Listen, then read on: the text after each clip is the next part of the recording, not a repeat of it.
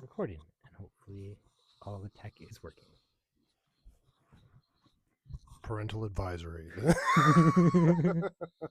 95% of this episode may not be suitable for children. There, done, perfect. Welcome, Ken, to the Blanket Fort. Yo. Thank you, comrade. I'm so happy to have you here. We've met a few times, mostly on the street. Well, I've been That's where I meet most people. Yeah, I've been setting up, performing the story, and our paths have crossed. A few of the times you've just been like picking up garbage downtown, which is really great and cool. Thank you for doing that. There's a lot of garbage needs picking up. I have a story about that, actually. Please share. This late summer before last, I was out for a walk and I was feeling kind of depressed, and I was going across the walking bridge, and as I was reaching the north side, I saw this lady in like a tie-dye shirt and a like long float. She looked like someone plucked out of the 60s and transplanted. And she reminded me of a character from a TV show, from my favorite TV show. And I saw her with her phone. It looked like she was sort of surreptitiously trying to get a picture of me. So I walked up to her and like, "How are you?" And she said, "Oh, I'm good." And I know that she had a New Zealand accent, and she said, "Can I get a picture of you?" I was like, "Sure." Struck a pose, and she had seen the N7 on my vest patch, and she thought at a distance that it said NZ. Being from New Zealand, she thought it was like the universe sending her a sign that we were meant to meet. And we started chatting about the vest because it's a conversation starter, and started trading stories, and turned out that she had been down by the river because she was in town for a very bougie friend's wedding, and she had sort of snuck away from her friends to get some time in nature and get a little grounded. And she had run across me, and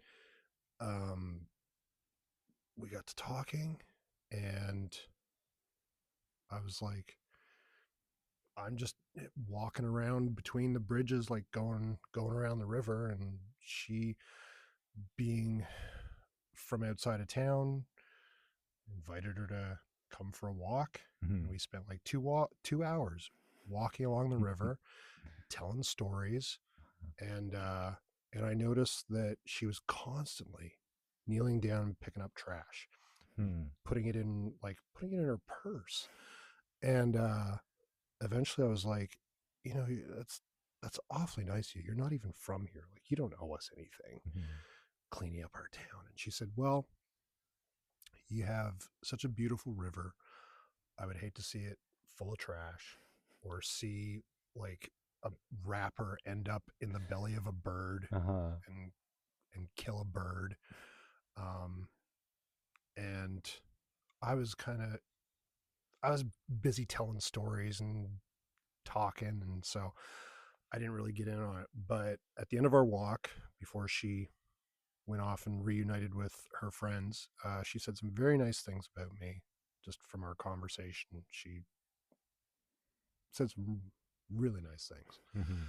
And afterwards I thought, well, if I'm going to live up to Susan Finch from New Zealand's high opinion of me, I should start doing at least as much as she does. And so after that, I started picking up trash whenever because I walk a lot and I see a lot of trash. And once I had like noticed her noticing it, because I spent so long, just like most people do, ignoring it, trying to ignore it, looking over it and around it and past it and through it. Yeah. But part of your brain still sees it. And so you're going around, it's just like, this place is so disgusting. I'm surrounded by animals and slobs, and I hate it. And not doing anything about it. So finally I decided, I was like, all right, I should do something about it. And and started. And first it was just hands, and then I got tired of bending at the waist all the time. So I got um, and pretty early on, I got stuck with a needle. Actually, Oh dear. I was picking up what looked like paper towel, Yeah. and someone had left a syringe in it. So I got stuck with a needle. Had to go to the hospital and get a few shots for, I think, tetanus and Yeah. hepatitis, just as a precaution. Yep. Um, and then I went out and I got a pair of those long aluminum barbecue tongs Yep. from the dollar store to use those.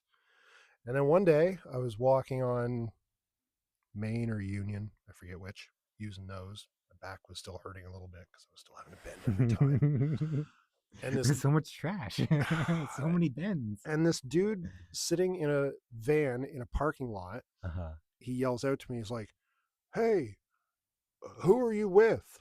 It's like, "What do you mean?" I said, "Well, who are you working for?" I said, "Man, I'm not working. I'm not working for anybody. Actually, you know what? I'm working for you." And he says, "Well, come here. If you're working for me, you should have the right tools." So I go over, and he had one of these like grabber Yep, the things. handle with the long bit and the He had yeah. one of those, and he offered me that. I'm like, "Do you want to trade?" And he's like, "No, you just take this." So I received my first grabber arm, Questing grabber. and I used that for a weekend before it broke. Oh no. And then I went and I bought another one from Canadian Tire, and that Mhm. lasted a week before it broke. And I spent that first summer, must have replaced 4 of those things. Um, Making more trash to pick up trash. oh my God. Oh. I blame capitalism. You're going to hear that a lot, kids, because capitalism is responsible for most of the evil in the world, and most of the trash, and most of the waste, and most of our problems. Yep. It's not a good system. Theme for the show. Um, yeah, so that's how I got into collecting litter. What were we talking about? that's that's a perfect I, starting story. I Thank you. I don't think I've even sworn once yet. You're This doing is so a great. miraculous place. It's the vibes of the blanket It's fort. the softness. It's turning me into soft, Ken. What's going on? Oh, But yeah, so Susan Finch from thank you, Susan Finch. somewhere in New Zealand. Made an impact. I've tried looking her up on social media since then to send her a message and be like, "Hey, you turned me into a crazy person. You've ruined my life. I got stuck with a needle because of you." but I can't find her, so I hope she's Yeah. doing well. Yeah, me too. And yeah, a lot of people have now. And there's another guy in town, Mhm. good guy. His name's Lawrence, um, and he is very diligent about picking up trash. And I have been mistaken for him at least twice now, because people see us doing like the same thing, Yeah. and I don't think that we really look alike, but I've been mistaken for Lawrence a couple times now, and one of those instances led to me now tutoring a 9-year-old in English. Um, Who immigrant you also introduced into mindfulness meditation. who I also introduced to mindfulness meditation. Let's start with the this amount of story you want to share of like meeting this family and beginning this tutoring. Oh, well, I was downtown. I was on Carlton Street, taking in some free music event Mhm. and picking up as I go, because I would do that pretty much everywhere I went. And this guy pushing a baby stroller um, called me over, and he had mistaken me for Lawrence. And he started talking to me. I forget exactly about what, but once we cleared up the confused identity, Uh-huh. I guess he clocked that, you know, I liked talking to people and trying to help people if I could. Mhm. Um, so he mentioned that he had an 8-year-old son who they're originally from India. Mhm. So I think English was the kid's second or third language. Mhm. And they moved here and they got him into a French school because they thought that would be good for him and that he would like I guess, continue to learn English through osmosis. Uh-huh. But he was struggling a little with the reading and writing, so he asked if I knew of any resources for like English literacy. Uh-huh. And when I was in university, I did a tour with Frontier College Students for Literacy. Used to go to read to elementary school kids. Uh-huh. So I was like, I might be able to find you something. So I looked around and I did some searches online, and I didn't find anything local, age appropriate that was also doing anything currently. Mhm. So finally, I got back to his dad. I'm like, I couldn't find anything, but if you trust me as a complete amateur who like once wanted to be a high school English teacher, can see what I can do. And he said, well, we can't really afford a tutor. I was like, I'm not a professional. I'll do it for free. Don't worry about it. I'll just feel good about trying to help. So There's a need in this community member's family of someone wants to read. yeah, So, there's so much need in the community for so many things. Um, so I started trying to help him brush up his reading and writing. And Mhm. then about a month ago, at the beginning of one of our sessions, I was like, hey, I'm going to teach you a trick that if you practice can become like a superpower and is going to turbocharge like every other good thing and help you learn stuff. Uh-huh. And so I introduced him to mindfulness meditation, which I've been doing with Buddhists at the Shambhala Meditation Center Mhm. on Serenity Lane for 20 20 plus years now, off Mhm. off and on, mostly on. I took the first year or two of COVID off because we were doing those by Zoom, and Mm. and doing a Yeah. doing a group meditation by Zoom. I was just like, no, no, There's a no. juxtaposition to this experience. Yeah, I'm like, I go to a physical location to do this with people because the energy that we share in the room is conducive, and Yeah. being on a Zoom call to try to meditate just felt ridiculous to me. So I didn't do that. But so I tried to sort of give this 8-year-old, now Mhm. 9, um, tried to give him like instruction in mindfulness meditation because it's done me a lot of good. Mhm. Um, and then when I told his dad afterwards, I'm like, so hey, I introduced something else that wasn't strictly English, but I showed him mindfulness meditation, and his dad was like, this is also very good. You have to continue practicing this at home. So his dad was kind of psyched for that too. How did you first present mindfulness meditation to your student? Um, like I say, it starts as like just a neat little kind of trick that you can try, and if you keep at it, you practice, Mhm. eventually it can be kind of like a superpower. Mhm. I mean, the cultivating this ability to not just get swept up by your thoughts and carried away with them, and like held hostage by every silly thing that Mhm. flits through your head. Um, Learning to sort of step back and be like, oh, I'm thinking. Mhm. What am I thinking? Do I Mhm. actually believe? Do I actually believe what I'm thinking? Or is it just sort of, so you learn to not to necessarily believe in all of your thoughts, not to be held hostage to Mhm. every thought, and like to sort of step back and say, okay, what's actually going on here? And Mhm. do I want to try and change? Mhm. Do I want to challenge what I'm thinking? Do I want to investigate it further? Do I want to, see if I can change these thoughts that I'm having if they're not helpful? Mhm. Um, but it's also important not to be like really harsh and judgmental with yourself. Some people think meditation is trying to like turn off your brain and not have thoughts, and it can become like kind of aggressive. Mm-hmm.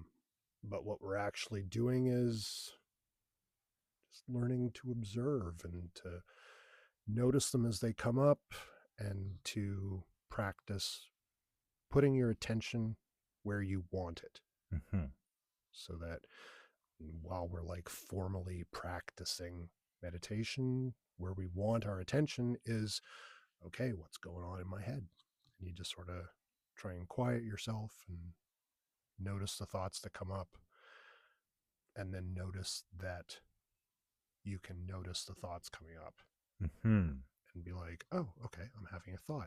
I don't have to like hold on to that and go wherever it leads. I can let it go Mm-hmm. and put my attention back on uh like the object that we put our attention on. The way that I was taught is your breath. Mm-hmm. You just sort of, All starts with the breath. you just notice yourself breathing, pay attention to yourself breathing, because as long as you're alive, you have your breathing. Mm-hmm. And if you ever stop breathing, then you have a more urgent issue than We gotta try and start breathing again. yeah, yeah. What is my mind doing is not your top concern when you stop breathing. Uh-huh. It's like, how do I start breathing again? Does anyone know the Heimlich? So I know the Heimlich because I have first aid training too. So It's good. qualified. Well, I don't know about that. But, I like to try to be prepared. Try to be prepared for Try to refer as much as I can, which will be a good segue at some point to to the show and tell. to show and tell. Yeah, I've been learning about mindfulness as well through some friends and mentors and conversations and practice. And I often, as like a kind of a kind of an artist, do a lot of art, Yep. and with that, there's kind of focus and flow you can get into the creative process, which is really great. But if I like skip track and start going down a more negative thought, I can like that's when I would crash out and burn.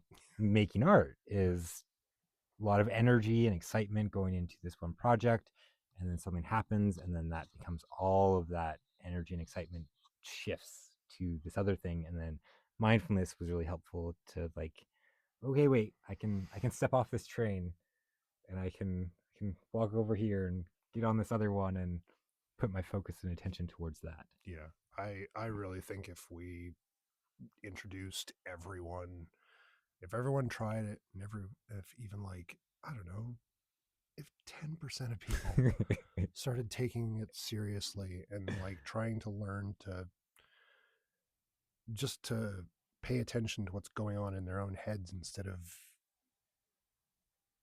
just like being slaves to every thought they have. My God, things could get so much better. Things could be so much better. Things could be so much better than this. Good. People just start paying attention. Well, part of your work is really paying attention to the community. You work at AIDS New Brunswick, correct? Yes. Yes. Can you tell me about that? So well, my Or did you first, sign an NDA? no, my first thought is to tell the story about how I got into that, but that's a story.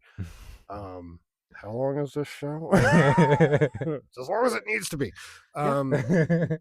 So I've been, my other job, I've been a security guard for 22, 23, 22 many years.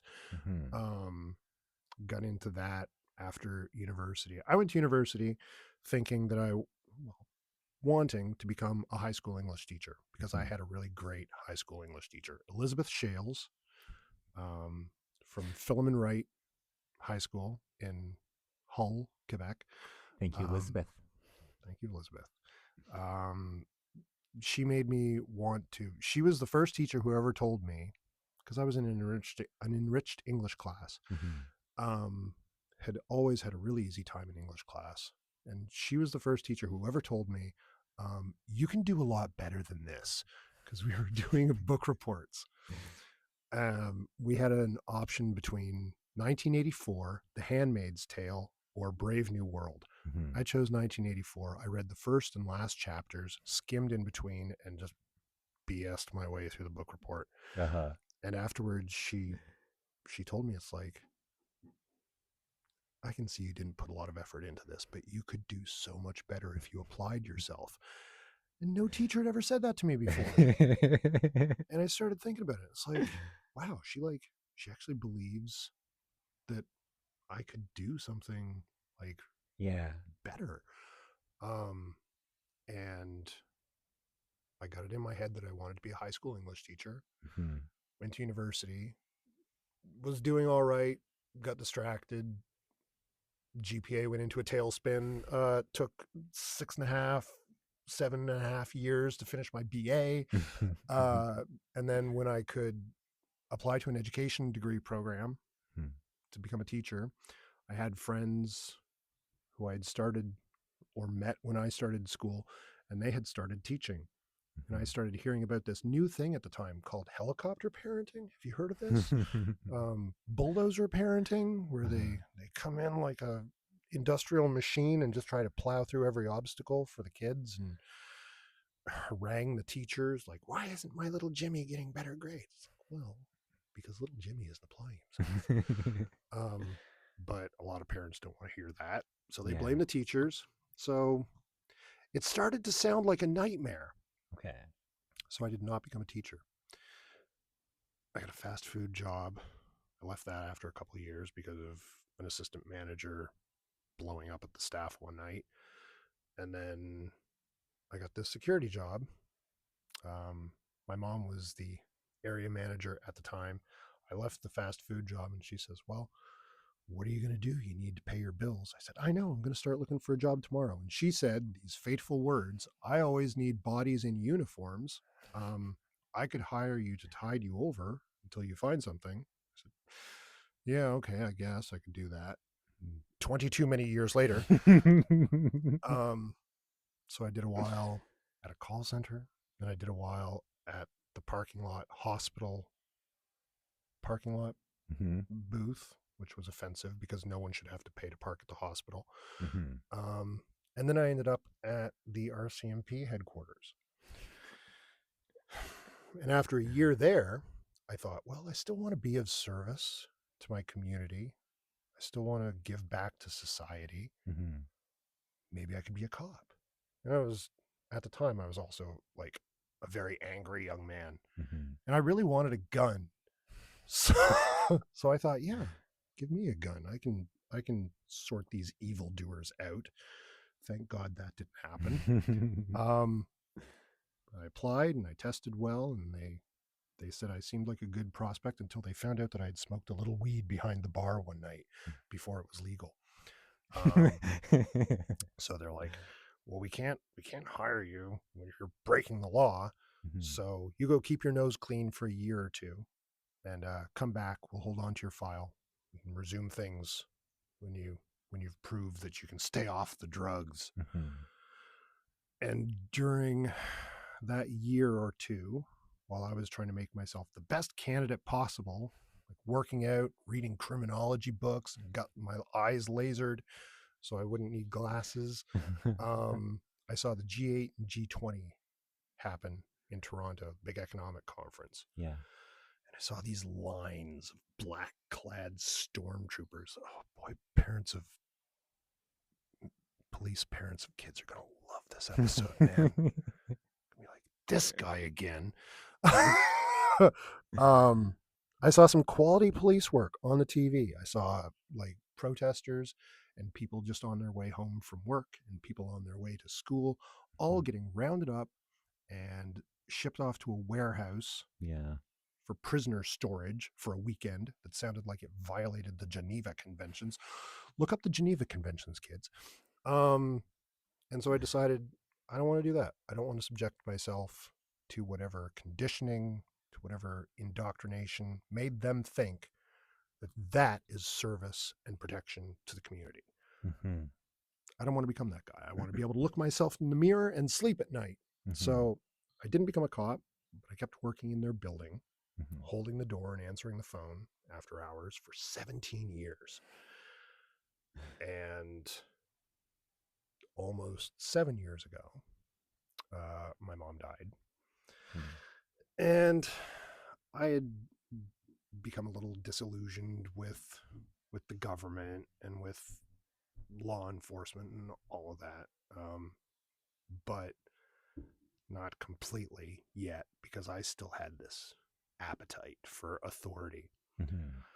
And when my mom died, last conversation we had, she really set me straight. Um, don't even know if she meant to, but I was so I've got a 15-minute long poem about this, where her health had been declining for a while, and I'd had to start to soften up to sort of help take care of her. And then she went to the hospital, and she was really declining. And I was with her this night, June 28th, 29th of 2019, and we were having a conversation, and like it felt like we didn't have a lot of time left. Mm-hmm. So I asked her, I'm like, because she was so much happier than I was.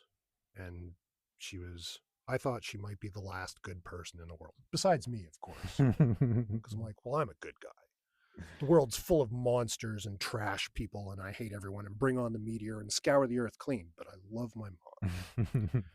She's always like taken care of everything and helped me. And she's just really good and kind and so much happier than me. Yeah. And I wanted her secret. So I asked her, I said, how am I supposed to live in this world without you? Like, how do I not disappoint you? And she said, it's not complicated. Just don't think that you're better than people and try to be kind. Okay, I'm going to swear now because I have to get this part of the story right. Mm-hmm. I said, oh, okay. Well, what about all these assholes? And she said, well, you can seem a bit like an asshole sometimes. I think you get it from your father. May he rest in peace. But she said, when you seem that way, you have to remember it's usually because you're sad or you're scared or you're upset and you're not dealing with it very well and you're taking it out on other people. Mm-hmm. And you would hope that they would know that that's not all that you are and that they would show you some kindness. But you can remove yourself from difficult situations. You can take space from really, really hard to deal with people. But as much as you can, you should try to be kind. And I was also thinking at the time, it's like, don't think that I'm better than people. I don't think I'm better than people. I mean, people are monsters and I hate them, but I don't think I'm better. Which, I don't have this hierarchy in my brain that is projecting on everything. well, and I had to unpack. Yeah. I had to unpack over years. Like, okay, what lie was I telling myself? Because if I don't think I'm better than people, but I think that people are horrible, awful monsters, then either I'm lying and I do think I'm better than them, or I don't think that I'm better than them. And on some level, I think I'm a monster. And and on some level, I mean, I hated everybody. Mm-hmm. I hated everybody. I thought I was better than everybody. That's kind of monstrous behavior. That's kind of a monstrous attitude to have. So So you were mindful about it. it took a while, Yeah. but eventually I'm like, okay, I think I've figured out what she was telling me.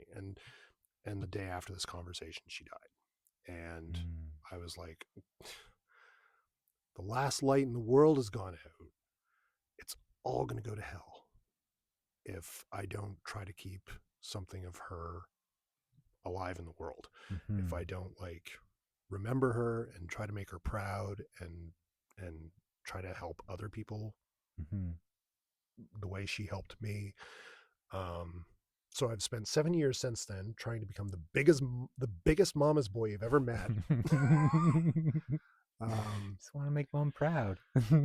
writing poems about her and telling people stories about her, and trying to like keep her ghost around haunting the world, to make things better. And all of that led me to become a communist. Because when you stop thinking that you're better than everyone else and you start trying to want to be kind to people, um, it just it planted these seeds that started moving my politics and my personal philosophy. And then COVID came along, Mhm. and it seemed like the government ultimately didn't care if we lived or died, because it was just throwing people into the volcano as sacrifices to the economy. And I went on YouTube and I'm like, why does it seem like we're doing this mass human sacrifice so that corporations can make more money? And went down a few rabbit holes.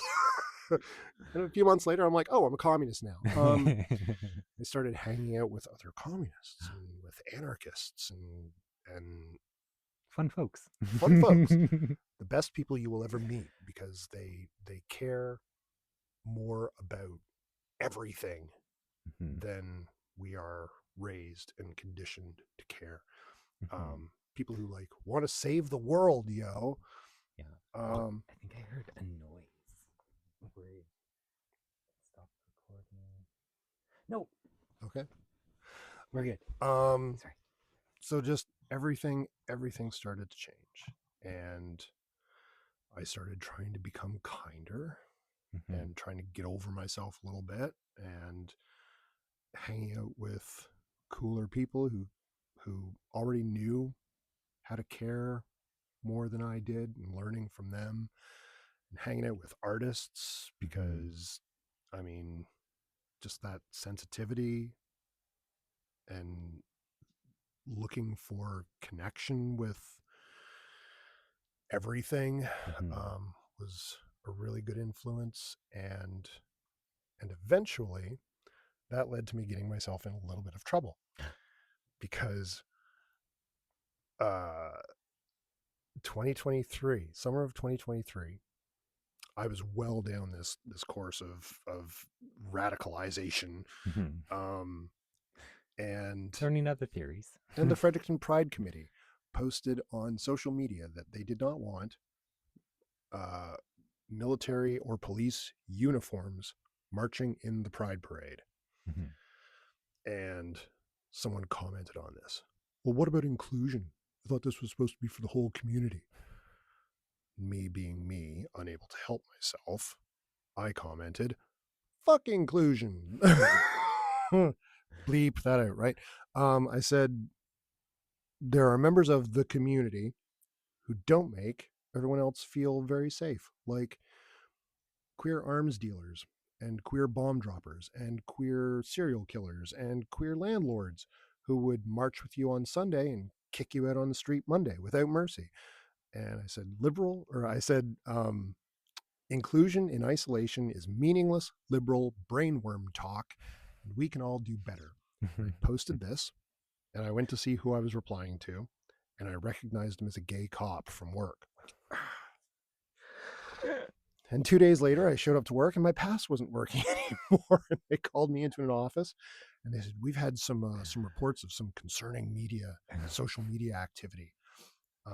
So they want to look into that before you can work here Mhm. anymore." And a couple of suits from Ottawa came down and interrogated me for 3 hours about my loyalty to Canada, and they did not like my answers. I was like, "What even is Canada?" I said, "Oh my God," some of the things I said to these guys, just unhinged. I was like, suppose a wizard snaps his fingers and all 30, 40, however many million of us are suddenly teleported to the plains of East Africa. Mhm. Where is Canada? Is it suddenly on the plains of East Africa where the people are? Or Mhm. is it the land with the empty buildings and the geese and the beavers and the Moose. moose? Um, and the guy had no answer for that. And I said, or what if tomorrow the American military, hypothetically, this was Yeah, hypothetically, suppose the army rolls across the 49th parallel because they want our minerals and our fresh water and some real estate to develop for their refugees from the south once it catches on fire. And they want the northern coast to aim missiles at Russia. no way that would ever happen. No Right? way. Right? How could a person even envision that craziness? No way. I was like, and suppose they bomb Parliament Hill to smithereens and issue a joint declaration from the ruins of Ottawa and Washington D.C. that Canada is no longer a oh. When I asked what even is Canada, the guy in charge of the interview, he was like, well, we're a constitutional monarchy with a bicameral legislature and blah blah blah, like this boring high school civics answer. Uh-huh. And I was like, suppose the Americans invade and they announce that we are no longer a constitutional monarchy with a bicameral legislature and blah, blah, blah, but now we're a protectorate of the US. Do we all stop being Canadians? He had no answer for that either. So finally I told him, I'm like, you want to know if I'm loyal to Canada? I said, I'm loyal to my friends, to my family, to my neighborhood, to anyone who's in front of me and needs help, as long as they're not an asshole. But I'd take a bullet for anyone that I think in the moment needs help and is not hurting anybody. Mhm. Um, and I don't give a damn about the flag. To hell with the king, tear down the border. I don't care about any of that stuff. Uh-huh. So they decided I should not work in any government building ever again. Just fair. I told them at the end of the interview, I was like, look, guys, here's the here's the truth. I didn't come here to beg and plead for my job back or to say, oh, I'm sorry, I was wrong, I'll never do it again. Like, I'm here to try to convince you that you are on the side of evil and you should quit your jobs. um, I I don't know if those seeds ever ever sprouted into anything fun and subversive, but they decided I shouldn't work there anymore. So I spent a year deeply underemployed. Mhm. The company that I work for, that my mom got me into, and then went and died and left me with these people. They found another place that I could work on weekends, getting Mhm. like 12 hours a week on average, sometimes not even that. My finances were spiraling Mhm. towards the drain, not the center. Um, and I was like, what am I going to do with all this free time?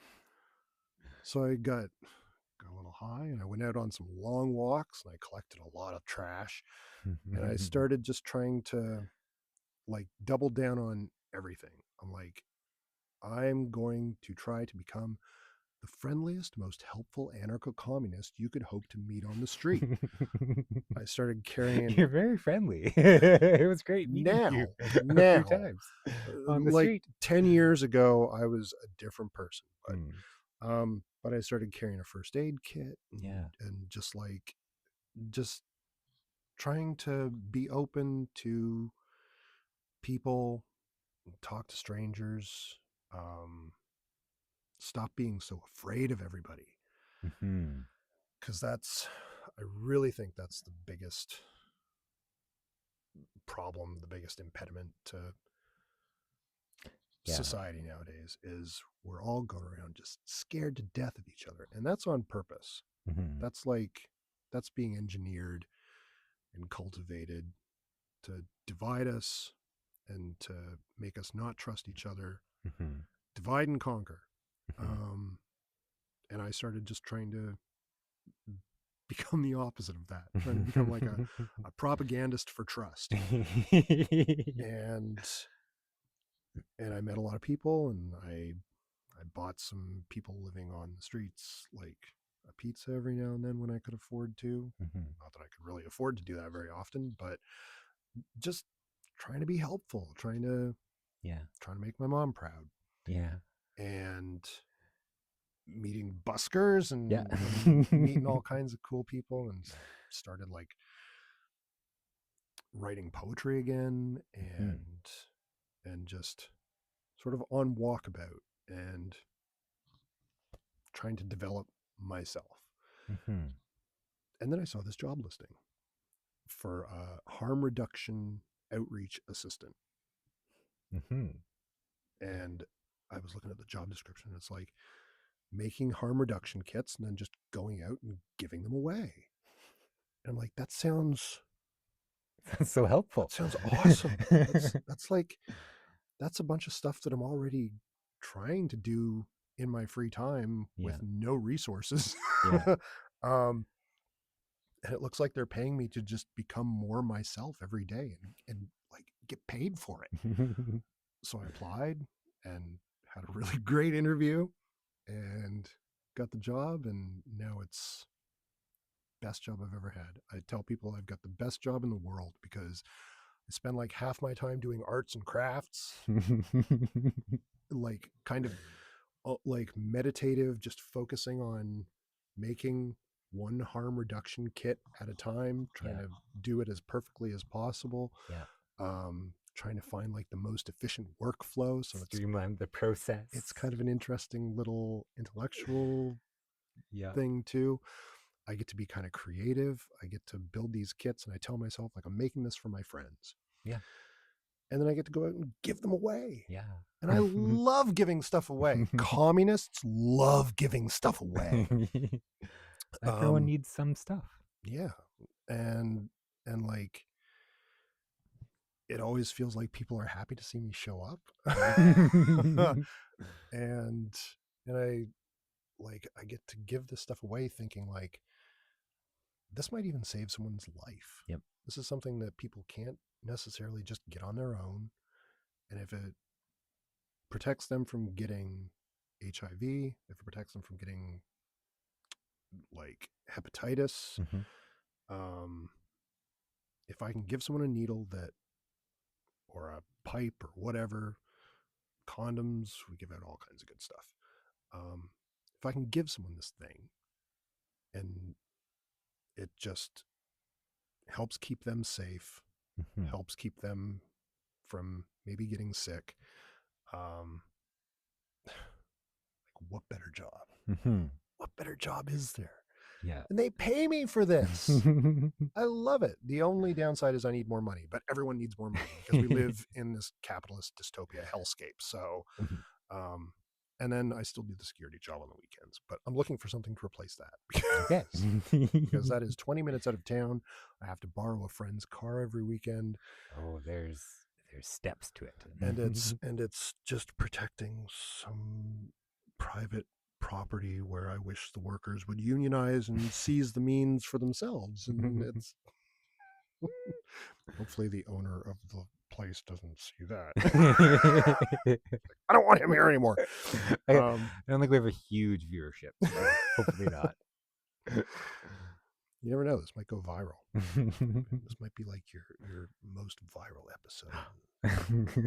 201 views. I really do not care about virality. That is that seems like it feeds into the narcissistic impulse to me and So everyone. I don't hashtag anything or play any of that game because No to me optimization, search going engine optimization. going viral is like the nightmare scenario because in my mind going viral is when you've messed up so bad the whole internet knows you exist. Like that in my that's viral in my mind. I want to be in my blanket fort and talk to community members It's an awesome and do blanket arts fort. and crafts This is a for my nieces and nephews and anyone else who wants to watch. this is a profoundly awesome blanket fort.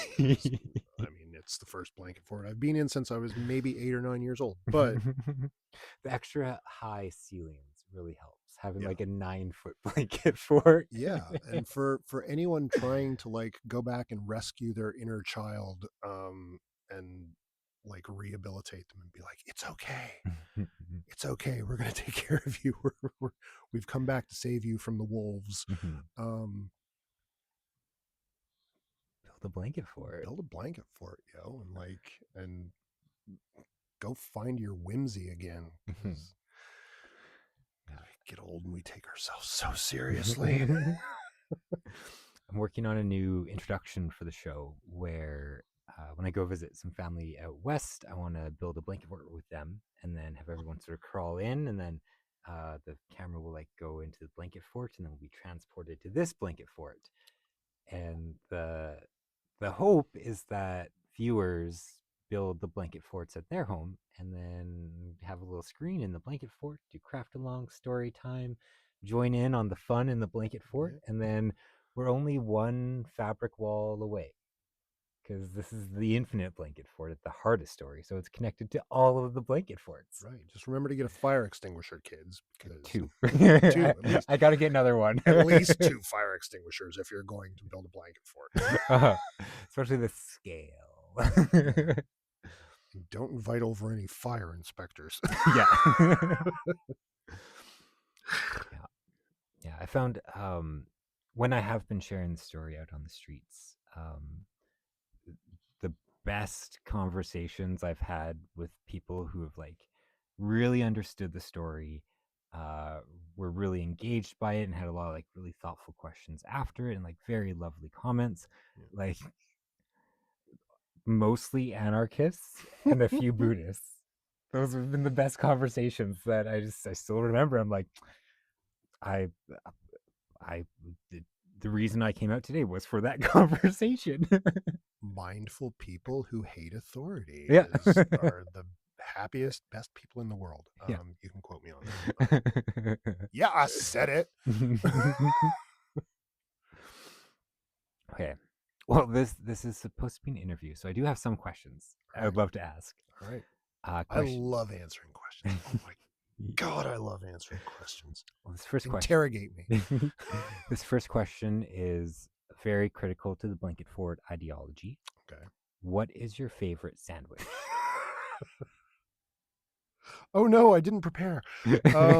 Maybe the most important question I ask here. How philosophical do we get about what constitutes a sandwich? Well, that's part of the conversation. Because, I mean, like a hamburger is stuff between a couple pieces of bread. Mm-hmm. And I love me a good bacon cheeseburger. Even though I'm like, I should eat less meat. Double down on the bacon and the cheeseburger. Oh, my in moderation. Hopefully the bacon cheeseburger will be my last vice before I shed my last vice. But yeah, I think, and I really like. They're not sponsoring me. I am not taking any money from Rocket Burger, but I love me a Rocket Burger bacon cheeseburger. They're the ones that remind me most of like mom's burgers when I was a kid. Okay. At home. Some sense memories. Yeah. Yeah, it's very nostalgic. Yeah. And I mean, with burgers, like I've definitely had burgers where ran out of buns, so you make a burger between two pieces of bread. It's totally a sandwich. Yeah. Any condiments? No relish. No relish. Okay, it's an anti condiment. Other than that, I don't know. I think the sauce that they make at Rocket Burger is basically just like mayo, ketchup, and mustard all mixed together. Mm-hmm. So mayo, ketchup, and mustard. I don't know. There's always those like you play with the ratios of each of those ingredients and get wildly different tastes. I don't cook, so my kitchen is a disaster, and I'm out walking around too much I don't cook at home. But one cool thing I never thought I would like on a burger: peanut butter. Oh, there's another place out in New Maryland, Wetmore Street Pub, and we went there one time, and I was looking at the menu, and I was like, maple peanut butter burger. Peanut butter on a burger? That sounds weird. Maybe I should try it though. And I flipped a coin. I flipped a coin to tell me whether I should try that or something conventional. And the trick to flipping a coin is you don't let the coin flip tell you what to do. You let the coin flip tell you how you feel about the result of the coin flip. So if you're like, all right, if it's heads, I'm going to try this weird sounding, maybe disgusting burger. And if it comes up heads and you're happy with that, then you know that's what you wanted. Mm-hmm. If it comes up heads and you're disappointed, you're like, oh God, now I have to try this weird friggin' thing. Then you know you didn't really want it. It's the test, not the decision. Yeah. So I flipped a coin and it said try the burger, and I tried the burger and it was actually pretty good. I'll have to try that next time I have a burger. Excellent. Question number 2. Second place club sandwich, Any specific type of bread? whole wheat. A sourdough whole wheat or just whole wheat? I don't know if I've ever tried a sourdough bread. Really? I don't pay that much attention. I don't know if I haven't been paying enough attention to my bread to know if I've actually tried. I've never specifically asked for a sourdough bread, so if someone slipped me one, I don't remember if I liked it or not. Okay. One time when we ran into each other on the streets. Mindfulness is so important, kids. What did I just eat? Yeah. What did I stuff in my face with no awareness whatsoever? One time when we met on the street, what? um, you had just done help with some baking somewhere, and Oh, you like had this rind end of a bread. And you're like, bread? And I was like, that made my day to begin just like a lot of good crust of a bread. Bread Mondays at Greener Village. If you want to do something to give back to your community, Yeah, you can go there at. You have to sign up online on Eventbrite, but 9 a.m. and noon they have volunteers in to make bread for the food bank, and you get to take one home amazing. afterwards. So, and you get to learn how to make bread, which is, I feel, important for every would-be communist revolutionary, Definitely. because we might have to feed some lines. um, but yeah, it's and you meet good people because they're all there wanting to do something good. To help and be kind. It's if you want to find good people who are a good influence, you got to go where the good people are doing good stuff. Yeah. You can't just like Look for the helpers. look for the helpers. Yeah. Who was it? Mr. Rogers Yep. said that. Yeah, good guy. Which I think, uh, from what I remember, that's a thing that his mom would always tell him. Right. Yeah. Yes, I've read that in some anarchist literature. Okay, are you an early bird, a night owl, or a flamingo? What is a flamingo in this context? If you're not an early bird or a night owl, Oh, I okay. like to give more than a binary. Uh, I mean, I've been doing shift work for 20 too many years. I don't know if I'm anything stable or consistent anymore, but I mean, I tend to feel more productive. Ew, productive. Yuck. I tend to feel like late. I don't like to. If in a perfect world, I would not be required to get up before noon. Um, which yeah, I love to sleep in, and then once I'm up, I can stay up till like 2, 3, 4 in the morning and not get tired Uh-huh. really, unless it's been a really long day. But since I got this job where I start at 9:30 and work to 3:30, that's not too bad. That's Okay. working for me. I can get up at like 7:30 to catch the bus and transfer and catch another bus to get to work on time, but Mhm. when I was doing full-time security and like to make it to a morning shift, I had to get up at 6:30. Just that 1 hour makes such a difference. Uh-huh. And it probably also helps that I'm going to a job that I love instead of a job I hate. Yeah, a bit more willingness to get up out of bed Yeah. when you're like, I'm going to be helpful today. Yeah. Yeah. as opposed to just guarding the, like, watching the guardhouse of capital. Um, so yeah, I guess that makes me more of a night owl. Okay. Question number 3. What question do I want to ask? When is your most creative time in the day? Or does it sort of vary based on inspiring experience or reflection or I think it's just kind of spontaneous. Although probably a lot of my favorite poems that I've written were late at night. hmm. Actually, I think a couple times I've woken up and been like, I have an idea for a poem, and I'll start writing it, and instead of just like trying to put down a first draft and go back to sleep, I'll write it and I'll be like, okay, I've got to fix this, and I've got to fix that, and I'll spend hours. Lightning has struck. Yeah, and when it strikes, you gotta you gotta deal with it. Mhm. Um, so yeah, I've had some very late nights writing instead of sleeping, and I would say I regret it the next day, but I don't regret, you know, This is the sort of coin toss sort of thing. Like, do I don't I I don't regret it? I don't regret doing something creative when the creative lightning strikes. Yeah, gotta make hay while the sun's shining. Yes. So yeah, probably more at night. Mhm.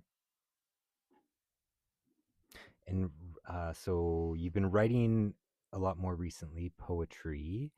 Are there any other sort of creative outlets that you have been finding helpful or like expressive or interesting? Well, You made a drum, didn't you? I did. Yeah.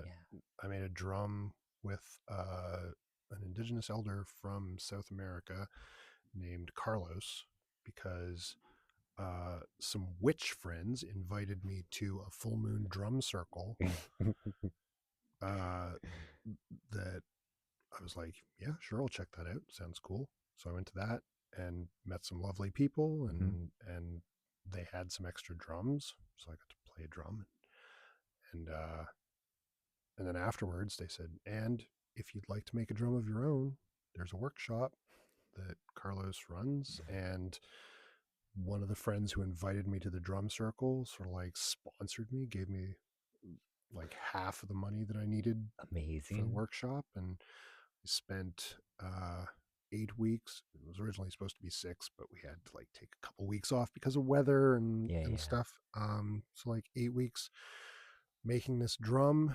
Uh, they provided all of the materials, and now I have this full moon grandmother healing hand drum that as an aspiring bard Mhm. slash paladin uh, is cool. The whole bard paladin thing. I mean, another big creative outlet for so long has been role playing Yeah, games, yeah. Dungeons and Dragons, World of Magic. Worlds of Magic. Worlds of Magic, Yeah, and I that. love D&D. I mean, that was. There's another story. Um, when I had played a lot of D&D campaigns over the years, I've been playing with friends for about 20 years, Mhm. also maybe a little less.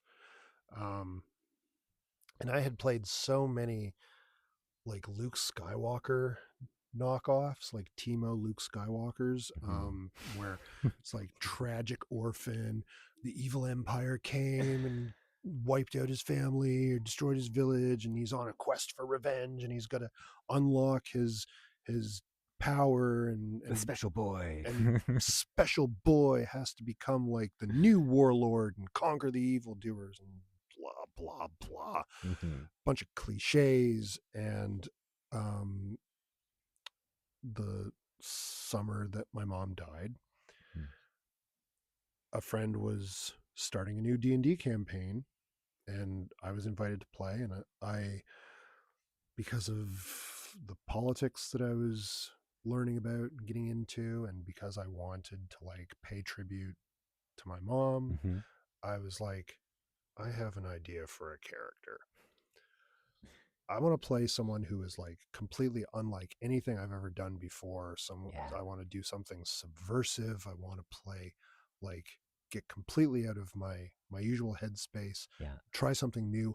I want to play someone who is like well adjusted. I want to play someone who's like friendly and trusts everyone he meets until Yeah. they give him a reason not to, and comes from a big family and everyone is still alive, and a good community and a good society where they care about everyone, they take care of everyone, Yeah. they focus on like the kids, making sure that the kids get everything they need, Yeah. and are raised to be like the best possible selves that they could ever hope to be. Yeah. um and I was like, so I have this idea for this character. I feel like people are a product of societies, of Mm-hmm. culture. So I asked my friend, it's like, so I have this idea for the character, but I also need him to come from a place that I don't know if this community would already exist in your world. So can I create like a whole village and a whole culture and a whole way of life that he comes from, and we can just squirrel it away in the woods somewhere, Uh-huh. like this little hidden hobbit village, but not Yeah. hobbits, friendly with hobbits. But Yeah. and my friend let me do that, so I created this whole village and Cool. World society, building. world building, and I created this character who came from there, who's like a guardian of his, like a cop, like a teacher, but nothing like we understand cops. Mm-hmm. Um, much more sort of free form than we understand teachers Mm-hmm. under the system we have now. And like his job is just to walk around his community and be as friendly and helpful as you could ever hope to meet. And like if he encounters anyone who needs help, he will go on an adventure with you Mm-hmm. to help you find what you need or solve your problem. And he's like an ambassador for his family, and Mm-hmm. he's like a knowledge keeper of his community. And Awesome. I got to role play this guy. I got to Yeah. pretend to be this guy for 3 hours a week for 2 years, practicing this version of myself that I Yeah. was imagining. The and beauty of D&D. and afterwards I was like, I love this guy. Mm-hmm. I'd fallen in love with this character, and I made up my mind. I'm like, I want to try and bring him out of my head and into the world. I want to try Mm-hmm. and become more like him.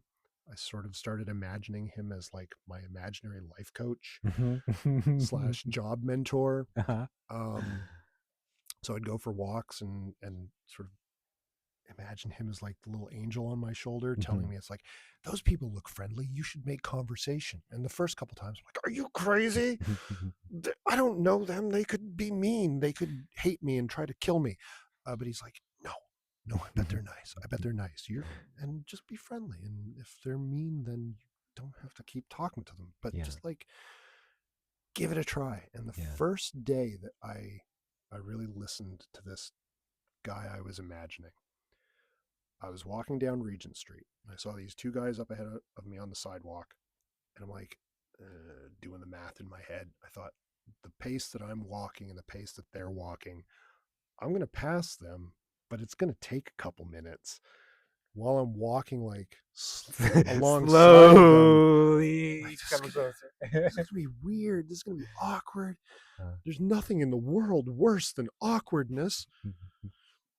That's some insecure nonsense. But like my imaginary friend yeah. is like, just say hi to them. Just start a conversation. It's fine. It'll be fine. Huh. So as I was walking by, I was like, you guys mind if I walk with you? Safety in numbers, right? And they were like, yeah, sure. And they kind of laughed. And we started talking, and turned out that they were like two international students. One of them from, I forget where they were from, but like one was from Africa and The other was from like the Swana region, Southwest Asia / North Africa, because the Middle East is some colonial language. Um, and yeah, I had this nice conversation with them for like 15 minutes before one of them got to his place, and then another 5 minutes until the other one we parted ways. And I kept walking, having like this good feeling. It's like that wasn't so bad. Yeah. Maybe people are like okay, Maybe. maybe. And I went to Woollistock Wharf Mhm. and I ordered just a bannock to go, and they gave me two. Just randomly, they just gave me an extra bannock. I'm like, Huh. that's nice. That's like people being nice, just randomly people being nice. That's weird, but I like it. So I kept walking, and I was by the river on the north side, and I'm sitting there having my bannock, and I see these two other guys walking along the path. And I thought, break bread with strangers. Mhm. You've got an extra bread.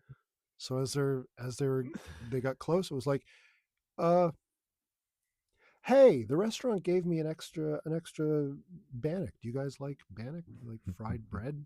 And they were like, sure, man, thanks. And they stopped and they had this other bread, and one of them offered me a drink from his water bottle, and I'm like, okay, I'm not ready for that yet. That's very intimate. I don't know where you have this being, but and just like these a string of three little events where it was just like meeting people or having these positive, and after that I was like, okay, I think there's something here. Mhm. I'm gonna commit to this bit.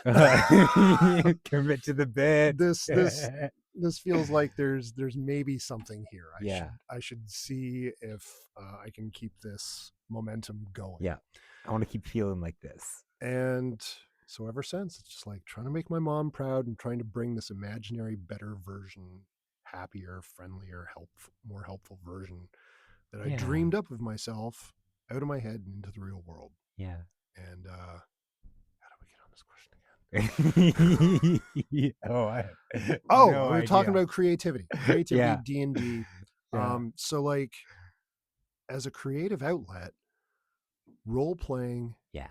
in a safe place with good friends who you trust, Yeah. letting you sort of experiment with identity and like imagine ways Yeah. that you could tweak or adjust yourself like as a person, Mhm. um instead of just, and like embracing the idea that, well, I can change. Mhm. I can change myself. If I'm not happy with something, if I feel kind of miserable, if I see like potential for growth, maybe I can just try to change. Mhm.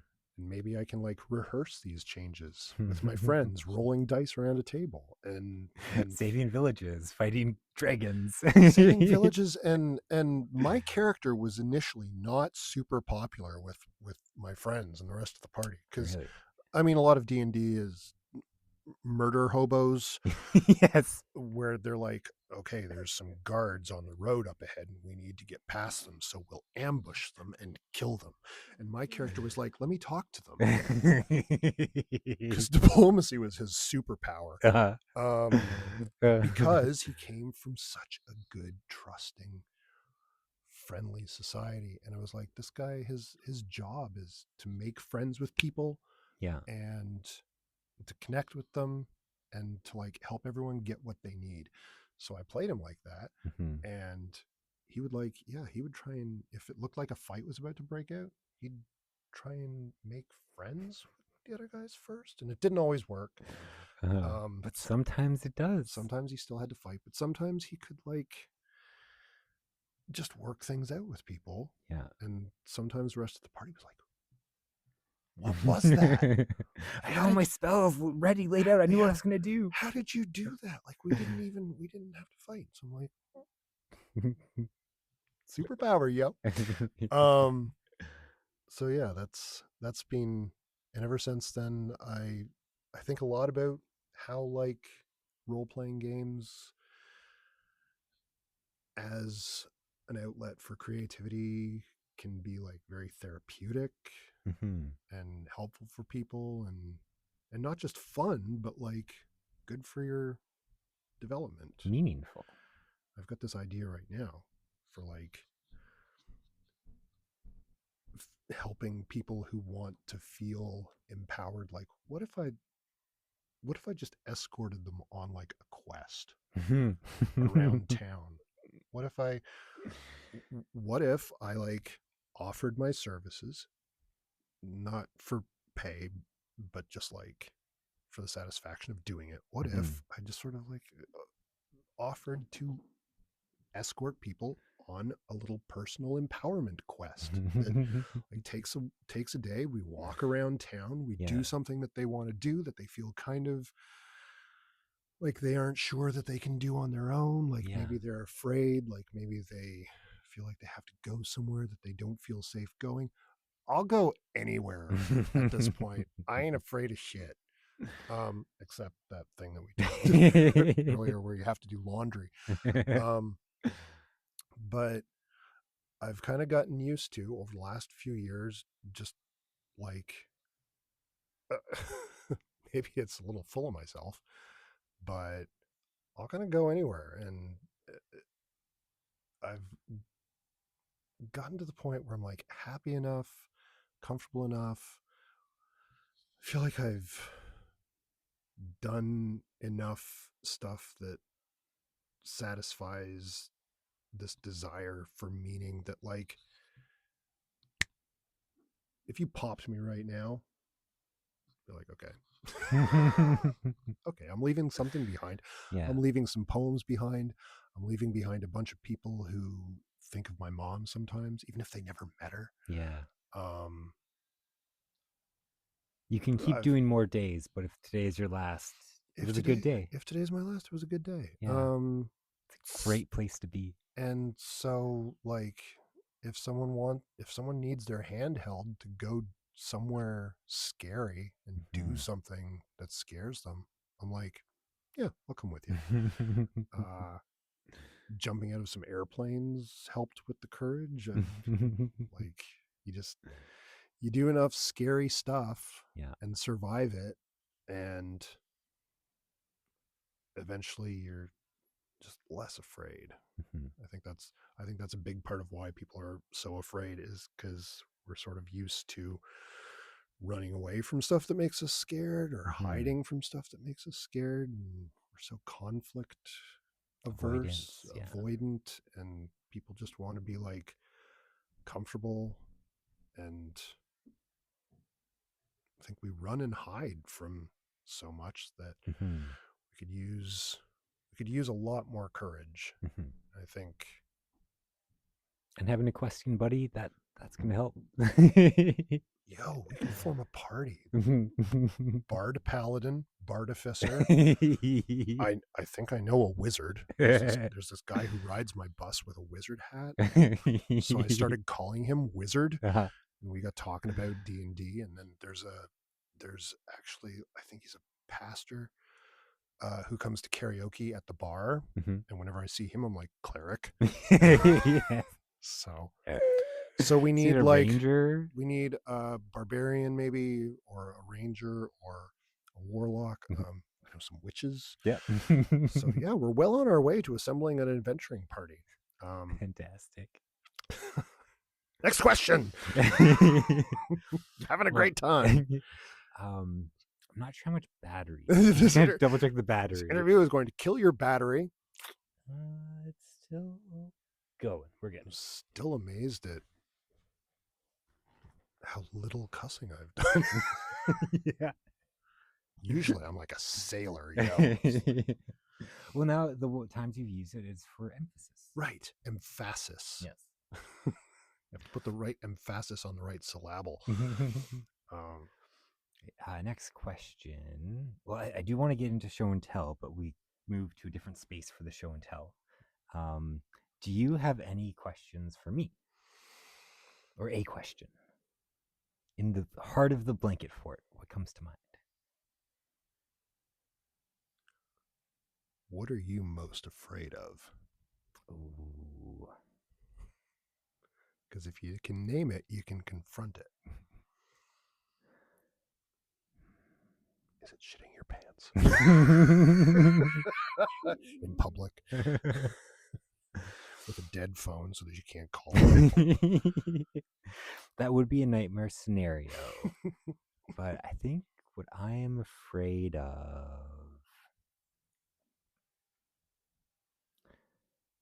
I think it's just like the deterioration of community.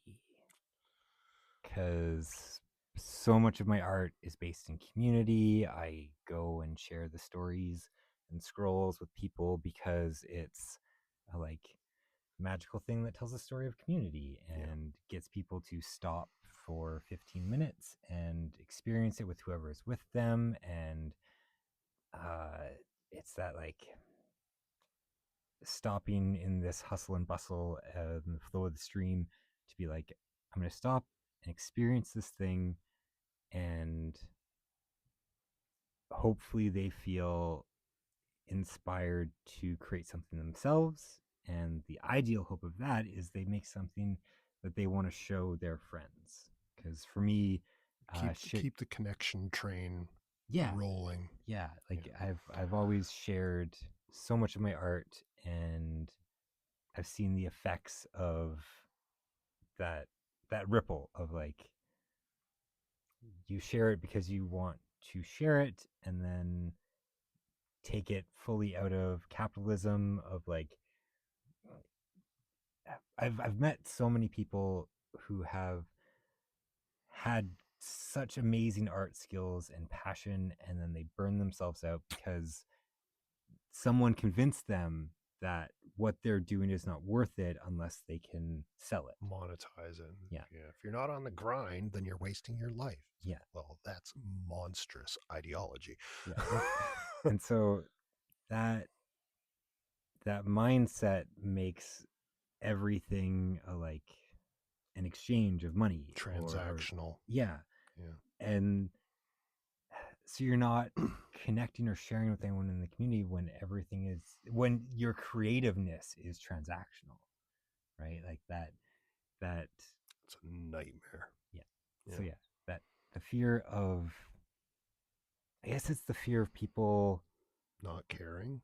yeah, and losing that creative spark. Yeah, I think that's what it is. I'm afraid.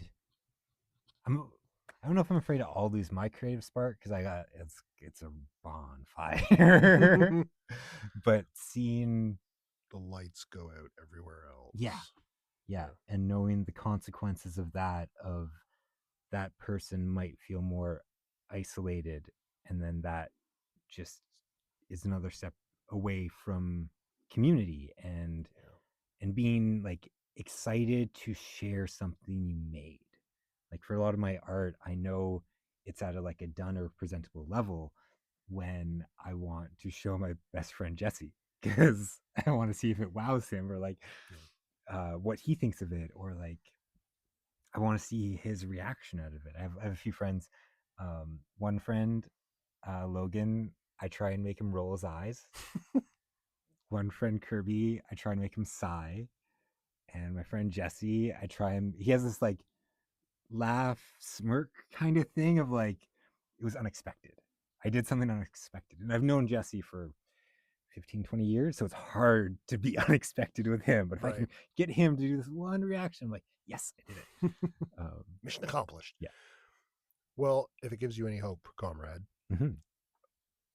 as someone who used to be like hiding from everybody, avoiding people, and now that like I'm out there meeting people, talking to people, getting to know people, it's sort of very fresh impressions Mm-hmm.